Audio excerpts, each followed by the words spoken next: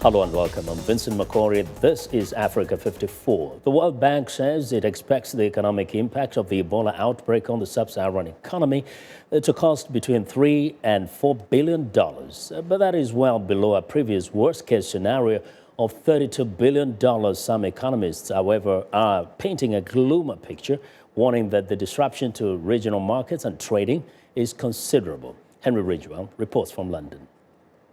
Potatoes are the lifeblood of the economy in Timbi, Medina, central Guinea. But the Ebola epidemic is strangling the industry. Borders with neighbouring countries have been closed. There are no plans to open the borders, and the internal market is not booming. Everything's blocked. So how long do we stock products for? And what price will we be able to sell them at in the future? In the Sierra Leonean capital, Freetown, the prices of basic goods are rising. Most of our bulk buyers who come from the provinces are not coming to town due to Ebola because their areas have been quarantined. So the prices right now are very high. In Sierra Leone, 80% of the population works in agriculture, and there has been a sharp decline in activity, says Professor Jonathan Leap, Executive Director of the International Growth Centre at the London School of Economics. The food prices have not shown the kind of spikes that would have happened had there been shortages. What's not so good as a picture is what's happening to the level of trading and employment in these markets. There's been a 69% drop in rice traders. That's suggesting that employment and trading and buying and selling activity is dropping quite significantly. Multinational companies are also hit. The British extraction company London Mining was already suffering from plunging iron ore prices. Several workers were moved from the company's mine in Sierra Leone because of Ebola. This month, the firm declared bankruptcy.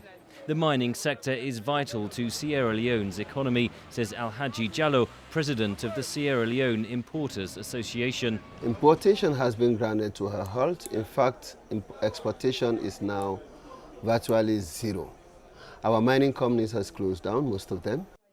The assistance group International SOS advises multinational companies operating in Ebola-hit regions. Dr. Katie Geary, the group's medical director, says it's not always necessary for companies to stop operating. What we're trying to get them to balance is the tension between business continuity and delivering the key economic requirements for that company versus the safeguarding of their employees, identifying the key people out there, making sure there's education, making the work environment as safe as possible in the context of Ebola. When the epidemic is brought under control, says Professor Leap, the international community must help revive the region's economy. These countries will have a great need to relaunch their economies.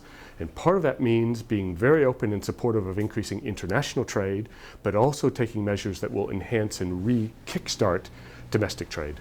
The human cost of Ebola is clear, more than 5,000 deaths to date. Analysts warn the international community must help avert an economic disaster. Henry Ridgwell for VOA News, London.